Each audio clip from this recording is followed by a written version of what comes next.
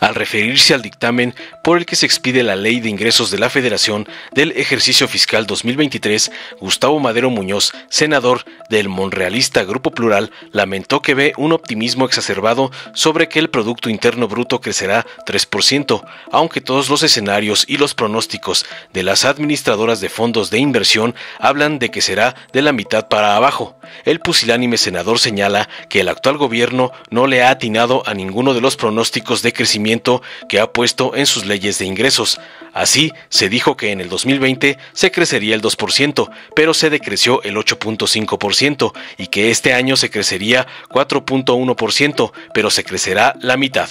Ante el pesimismo y manipulación de cifras de Madero, el senador César Cravioto, de Morena, asevera que la gente paga sus impuestos porque sabe que su dinero no va a parar a cuentas bancarias en paraísos fiscales. Añade que en el 2023 se tendrá la mitad de la inflación de este año. Además, le restregó a los panistas en su cara las verdaderas cifras positivas del manejo de la economía por parte de AMLO, muchísimo mejores que los presidentes neoliberales con doctorados en Harvard. Finalmente, los despedazó, aclarándoles que ustedes dicen que cuando gobernaban eran excelentes administradores, entonces, ¿por qué no les alcanzaba para darles apoyos a los adultos mayores, a los jóvenes, a las personas con discapacidad? ¿Por qué no les alcanzaba para hacer trenes, refinerías y aeropuertos? Yo les voy a contestar esa pregunta, porque se lo robaban y lo derrochaban. Desde el 2018 ustedes se han parado en esta tribuna a decir que va a ser un desastre la economía del país el próximo año. Eso lo dijeron en el 2018, en el 2019, en el 2020, en el 2021 y ahora lo están diciendo en el 2022. Pues ustedes, así como se equivocaron los 4 años anteriores, se van a equivocar en sus pésimos pronósticos de la economía mexicana. Esta economía con un presidente que es humanista y que ve por los más necesitados es la mejor economía que hemos tenido en los últimos 50 años de este país, finalizó contundente. Veamos enseguida cómo el senador César Cravioto deja en ridículo el pesimismo del pusilánime Gustavo Madero. Con el permiso de la presidencia. Gracias, presidente. Se ha esgrimido que los que hablamos en contra es porque queremos que les vaya mal al gobierno y a México. Y creo que esto es una manipulación, un error. Es tratar de escabullir una realidad.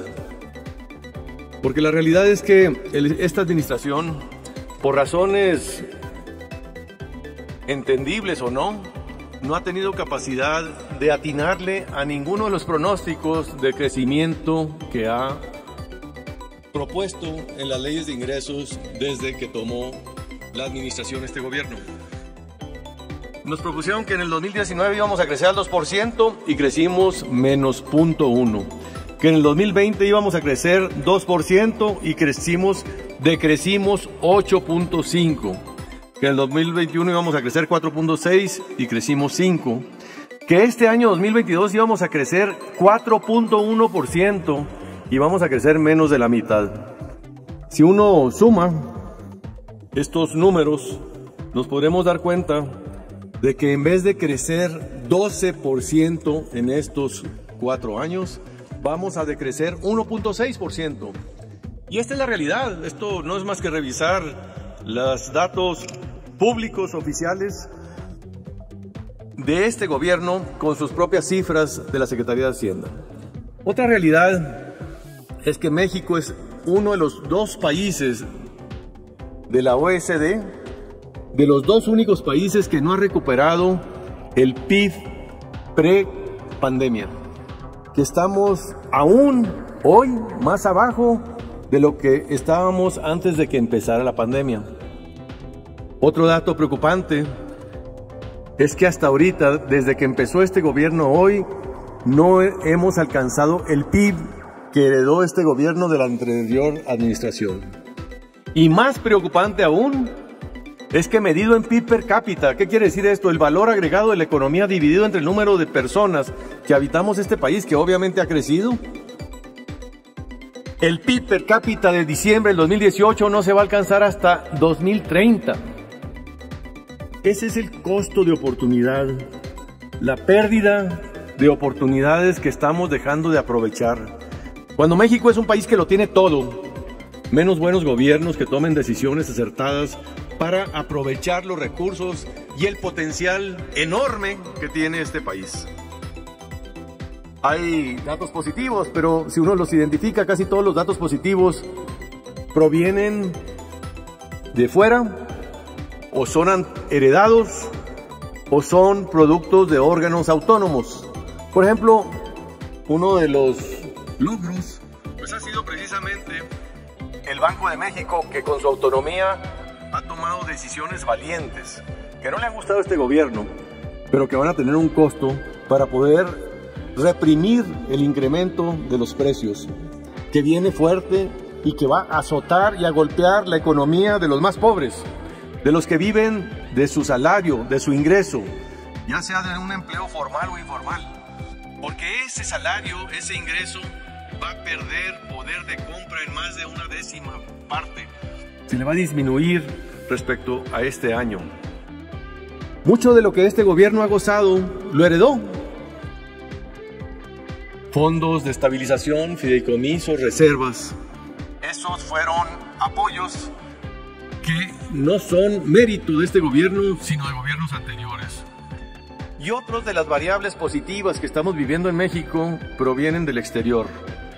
Me refiero a las remesas, que aunque este gobierno se las quiera acreditar o adjudicar como mérito, pues en realidad son una estrepitosa señal del fracaso de un país que tiene que expulsar a su población para que encuentren oportunidades de vida y de trabajo allende nuestras fronteras. Pero también las exportaciones y el cambio geopolítico que estamos disfrutando en este momento por los conflictos entre las dos principales economías mundiales, Estados Unidos y China, presentan para México una terrible, enorme, grandísima oportunidad. Y estos son los vientos positivos, pero no lo estamos aprovechando, no lo estamos aquilatando, porque no se está invirtiendo en infraestructura. Este gobierno es el que menos ha invertido en infraestructura física como proporción del PIB en los últimos 20 años, 2.5% del PIB. Necesitamos crecer, que el sector público invierta el 5% del PIB y el sector privado el 20% del PIB para tener un crecimiento arriba del 4%. El sector privado está invirtiendo como el 16% y el sector público 2,5%, 3% para el próximo año se pronostica, y por eso no vamos a alcanzar el crecimiento, el empleo, el bienestar que estamos necesitando para la mayoría de la población. La verdad de las cosas es que con este paquete económico que peca de optimismo, tendremos una inflación muy superior, más del doble de lo que estiman en los criterios y en la ley de ingresos.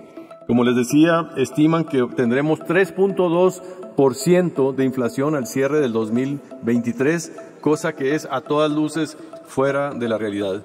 Tendremos más inflación, tendremos más deuda y tendremos mayores tasas de interés, no solo para el gobierno, sino para todos nosotros. Cuando paguemos nuestras tarjetas de crédito, cuando paguemos nuestras deudas, tendremos que pagar una tasa de interés más del doble de lo que veníamos pagando en el pasado. Por esto, presidente, el Grupo Plural votará en contra y se pronuncia en contra de cómo fue negociado, presentado esta ley de ingresos. ¿Es cuánto, presidente? Gracias. Resulta que el que llegó de Macuspana, el que no habla inglés, el que no estudió en universidades de otros países, el que habla pausado, además de ser mejor presidente que los últimos 6, 8 presidentes de este país, además de ser alguien que respeta los derechos humanos y que ayuda a los más pobres, resultó mejor financiero y mejor administrador de los recursos públicos que los que salieron de Harvard y los que se capacitaron y tuvieron doctorados en temas financieros. Y los números no mienten. Tendremos el próximo año, según estas expectativas, menos de la mitad de la inflación de este año, que ha sido un año complejo. Tendremos tasa de interés más baja, el tipo de cambio respecto al dólar se mantendrá oscilando los 20 pesos y eso que el precio del petróleo no va a ser el mismo de los últimos meses. También tendremos un incremento en los ingresos tributarios del 17%. Y dentro de este incremento, el IVA crecerá a 1.419.000 pesos. ¿Qué significa? Que va a crecer el consumo en este país 17%. Y también crecerá el ISR en un 21%. ¿Qué quiere decir? Que tendremos más empleo y mejores empleos pagados en este país. Y si vemos el tipo de cambio y lo comparamos con otros países, el peso mexicano respecto al dólar ha tenido un incremento del 1.1%, mientras que divisas tan poderosas como la libra esterlina ha perdido el 14%, el euro ha perdido el 15%, el yen japonés ha perdido el 27%. Y si lo comparamos con esos presidentes que ustedes añoran tanto y que dicen que fueron muy buenos, pues resulta que de la Madrid en 4 años tenía ya una devaluación del 975%, Salinas el 36%, Cedillo ese que están resucitando el 15%, Fox el 21%, Calderón el 17%, Peña el 42%, y el que viene de Macuspana tiene en 4 años un peso súper evaluado con más del 3.5% respecto al dólar. Y si hablamos de la inflación de la en la energía del 2018 a la fecha, resulta que la zona euro ha tenido aumentos en su energía, en costos de la energía, 38%. Los países de la OECD en promedio 30%, Estados Unidos 23%, Canadá 19%, y el país que gobierna, el que no sabe hablar inglés, solo ha aumentado su inflación, el costo de su energía 8%. Y las políticas públicas que se están implementando para que no tengamos mayor inflación también están funcionando. Ahora hablemos del salario mínimo. Con ese pésimo presidente llamado Calderón, entre los aumentos raquíticos al salario mínimo y la inflación, el salario mínimo perdió 0.3%. Con Peña Nieto subió 15%. Y con el presidente López Obrador ha subido un 42%. Asimismo, la tasa de informalidad laboral, con Calderón teníamos hasta el 60%, ha bajado hasta un 51% con el presidente López Obrador. Y todo esto es sin más impuestos, todo esto es sin que haya devolución de impuestos a grandes empresas ni evasión fiscal. Por supuesto, tampoco hay ingresos por venta de empresas públicas. Por supuesto que la gente está pagando sus impuestos porque saben que el dinero se va para programas sociales y para obras públicas. Ya no se va a parar a cuentas bancarias en paraísos fiscales, y por eso hay confianza en este gobierno. Ustedes dicen que cuando gobernaban eran excelentes administradores. Entonces, ¿por qué no les alcanzaba para darles apoyos a los adultos mayores, a los jóvenes, a las personas con discapacidad? ¿Por qué no les alcanzaba para hacer trenes, para hacer refinerías, para hacer aeropuertos? Yo les voy a contestar esa pregunta: porque se los robaban y lo derrochaban. Desde el 2018 ustedes se han parado en esta tribuna a decir que va a ser un desastre el la economía del país el próximo año. Eso lo dijeron en el 2018, lo dijeron en el 2019, lo dijeron en el 2020, lo dijeron en el 2021 y ahora lo están diciendo en el 2022.